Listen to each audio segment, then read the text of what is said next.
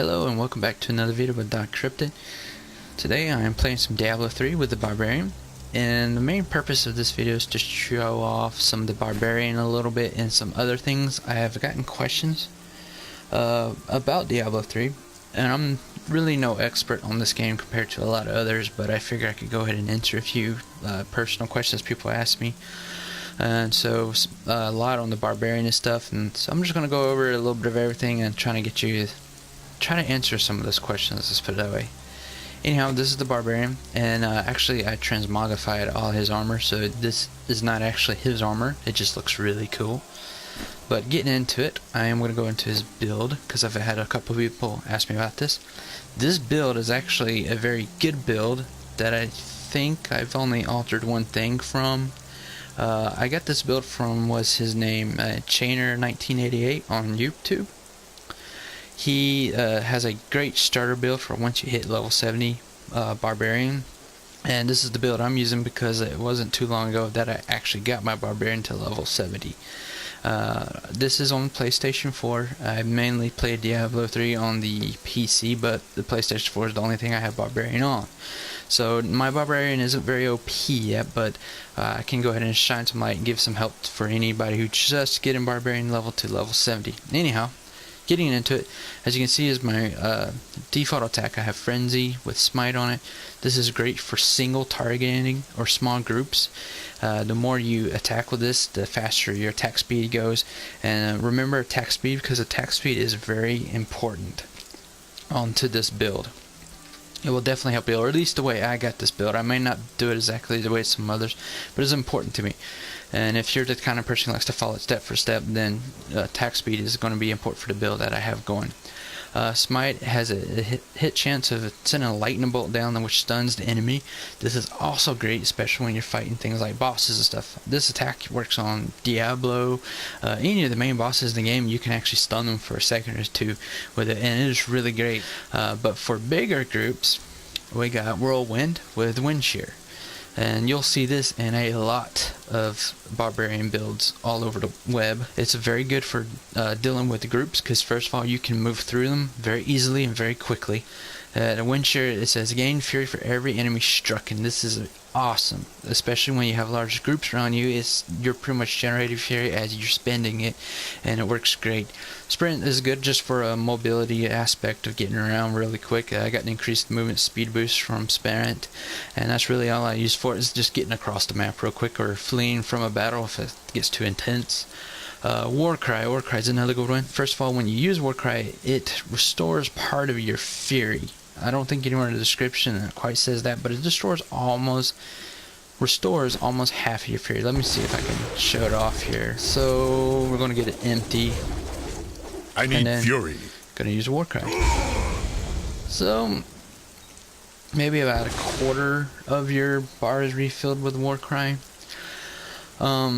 This is probably something I have changed since the original Chainer 1988 build. Is Warcry. I believe he did the build with, I can't use it once I'm cooled down, with I have Invigorate, which increases your maximum life and life regen. I had a bit of a problem there for a while where my Barbarian wasn't surviving well, so I went and changed that to where I get extra regen health when I use Warcry, and it definitely helped me. But the original build on this was you use, I believe, this Decharge Rune, which increases your fury regeneration, which is really good for combat, fighting tons and tons of enemies or clearing rifts and stuff. Like I said, I was having trouble surviving, so I had to do a little more health and life regen to keep myself up. But eventually, as I get my Barbarian better for a build, I'll probably end up going back to Charge, but for now that's what I have it on. Next is Berserker. You'll see this in a ton of Barbarian builds.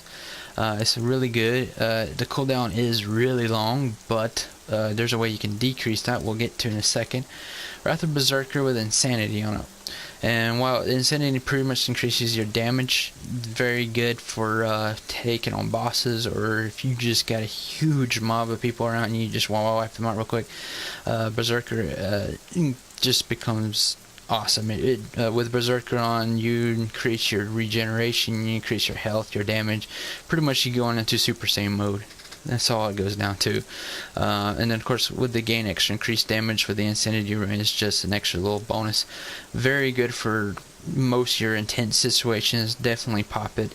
The cooldown though, as I was talking about, it can be averted with this here. It says Earthquake by 15 seconds, Call of the Ancients by 30 seconds, and Wrath of the Berserker by 30 seconds.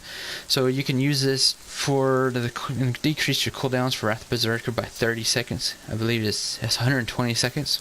So this is definitely helpful. And also Earthquake, which as you can see is my next ability I was getting to, for your very heavy HP fights, like your bosses stuff. Earthquake is great to get them just to stand there. And this is where we're getting into another part of the build, because if you're just standing there, that means you're taking damage, and you're going to understand why I said attack speed right there, because attack speed is very important. Its cooldown is 60 seconds on it. So again, you're not going to have 15 seconds. So that's a very good passive to have on top of these two right here. The other ones I have is Unforgiving, which is extremely good, especially if you're just hitting level 70. Fury will kind of be a problem for a little while, but you no longer generate Fury. Instead, you generate 2 Fury every 1 second. This is a great passive. I would definitely suggest using it. Bloodthirst, each point of Fury spent heals you for 966. So another survivability passive that definitely helps out a lot.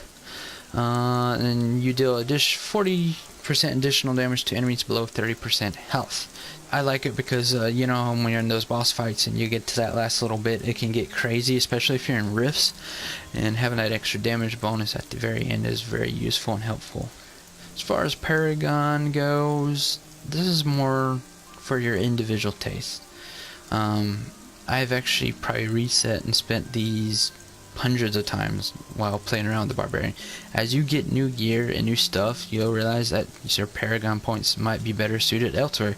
So you're always going to be kind of playing with these, moving them around. As you can see, I do have a ton of critical hit chance here. And again, there's a point to that which I'm fixing to get to with the attack speed. Of course, I don't have none of attack speed, but I'm relying on my armor and dual wielding for that as well. Resist all is very good. Life regen per second. I threw a little extra in there, mainly because again I was having trouble surviving. Area damage is really good, especially since I use Earthquake a lot for heavier HP guys. And of course life on hit, which is also very important for survivability. And then of course some simple strength, which is just increase my damage, and then movement speed is also very helpful for getting across the map. Other than that pretty much gives everything. I can show you my gear here. As I said, I just kind of got Barbarian, so I don't have really any major gear for him. I do have good gear. I'll cycle through these here as I talk, but a lot of these I did craft myself, because I main a monk actually on the PS4. The Barbarian is kind of more of a secondary class that I wanted to play. But I did go ahead and get him some decent gear going. Not quite the sets that I wanted yet, but it is definitely going to get there. Going back to attack speed and critical hit chance, you know, you've heard me say that a couple of times now. And there's a reason why. I have attack speed actually only at 20%, which I think is kind of the default if you're dual wielding, because I think monk's that way as well, which is fine. I wish I could get more, but right now with what I got going, not really.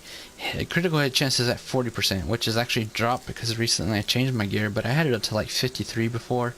I need to get it back up, but anyhow, I want much attack speed as you can, and a critical hit chance you can get is good. Because what it's going to end up doing, if I come down here, right here, if you notice I got life per hit at 31, 31k, life per kill 16k, life per second, of course, regen is 18k. This is where my survivability is at. I gotta be hitting hard, hitting fast, killing stuff, getting those hits, and keeping my health up. And it works out great, because for some reason, I guess the different builds I've built, my Barbarian always seems squishy. So instead of going really heavy armor or defense or anything like that, or just a lot of life regen, I kind of went more with attack speed and life per hit.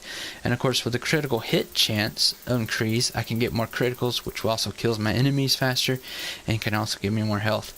So that is where the attack speed and critical hit chance comes in, and it's very useful. Another thing I'm going to go across with all that cleared out is the blacksmith. I've actually gotten questions about the blacksmith. Main question is on the, I guess few people get confused between the PC and the PS4 or Xbox One, how it all works out. But I'm going to show you here. And most people should have this, but there's still people out there who still ask questions. As you can see, I have a legendary plan for Boardwalkers, which is a set of legendary boots that I haven't used yet. This plan teaches the blacksmith how to craft the legendary boots, as it says there in the description. And I'm not going to use it yet. I'm going to back out. I'm going to go to the blacksmith. I'm going to go over to armor and into boots. As I scan down through here, you'll see all kinds of names set to boots, but you'll realize I don't have those Boardwalkers in here. That's because I haven't learned them. And this is where people, I guess, get slightly confused as to how this works, because I've actually get a lot of questions about this. And even though it's real simple, we're going to go through it. So anyhow, once I go here, I am going to simply hit the X button like that, or A button if you're on Xbox. And now you notice the book is now gone. So then I'm going to go back to the blacksmith, talk to him, and look for those boots. And there they are. Boardwalker legendary boots are now in my blacksmith. So I went from the plan that I used in my inventory, and then I come and look at my blacksmith, and the Boardwalkers are now there and ready to be used or crafted by the blacksmith. This is how it works, and I guess some people get confused in how it goes, but very simple. As you pick up plans, you use the plans, and then when you go talk to the blacksmith, he just knows them already. You just go look, and there they are. Another thing is, if you've already used a plan, you can't use it again. So if you get a book that won't go away, you can't use, then you've already used it. And if you're playing on the same system, regardless, your other characters can't use it. As you can see, I had a bunch of greens and stuff all in here already. That's actually mainly from the monk when I play it. So if you get any extra plans, just go to the vendor and sell them off, or if you have friends that play, you can just ask them, hey, you got this plan, and send it to them, and that way they can have it too. Anyhow, so that pretty much covers the blacksmith. Alright, with that going over, there's one more thing. Earthquake. I did mention that I have, but I didn't actually show you what rune I got it on. I got it on the Mountain's Call, which is remove the fury cost, reduce the cooldown of Earthquake. It's great because when you're starting out as a barbarian and you're trying to get the balance of managing your fury and survivability and stuff, this is a great way to get an ability for those really heavy HP targets, drop it on them, and it costs no fury to you. The build that you see here is one of the best builds I've been able to do or find, and it has worked great for me, and I suggest this to anybody playing barbarian. But enough of that. I'm actually gonna run, a rift. I have a keystone of trials that I might do real quick. That'd be short and sweet, and just kind of show off the barbarian. You can pay attention to my fury meter and my health, and you'll see where the life on hit and kill and regeneration plus my fury gen with all the abilities that you've seen all together. And it should give you a pretty good idea of what's going to go on. So we're going to go ahead and jump in here, and here we go. Alright. I haven't played Barbarian in a while, so I'm a little rusty, and I may not talk a whole lot because I'm going to be kind of focusing on the abilities. I'm going to pop some more cry, get that going. Pretty much with groups like this, I am just holding down Whirlwind. There is just nothing else to do at this point. I could probably drop an Earthquake there to take those guys down a little quicker, those heavier HP guys. I can't remember the name of half these guys. I haven't actually played Diablo 3 quite a while, but I'm actually going to wait, and for single target, use your Frenzy. As you can see, I get some serious damage too. Oh, that hurt. Berserker there. They kind of stunned me, took me out. The yellow numbers that you're seeing popped up on the screen is critical hit chance numbers, or not critical hit chance, critical hits that I am getting. So that should give you an idea how much I'm critting on these guys all the time. Of course, being a berserker, I believe all that is increased a good bit. Of course, but even without being in Berserker, you can get a lot. But anyhow, yeah, Fury, as you can see, is full. Pop an earthquake there. Fury is full. Health is playing all over the place if you watch it. I do take damage, but with all the life on hit, regeneration and stuff, I generally stay full. And of course, I will say this is on Torment too. I'm doing this mainly because I'm just kind of showing off the barbarian abilities. I have taken him to Torment 4, and he actually, last time I was on Torment 4, he actually did really well. That kind of hurt. He did really well in Torment 4 last time, and so I think he's ready to probably go to Torment 5. Sorry, concentrating a little bit. Come on. Oh boy. This might be it. No, I got it. Alright. This is probably gonna be it though. But yeah, I believe right now I could be doing Torment 5 with this guy. As you can see, I'm on Torment 2. Ooh, man, this is stunning. They've got to stop. Earthquake. Yeah, this is probably it, because I got that other guy over there. Yeah. Oh well, good run. Rank 10. Oh well, could do better. But anyhow, that's the Barbarian build. Great build.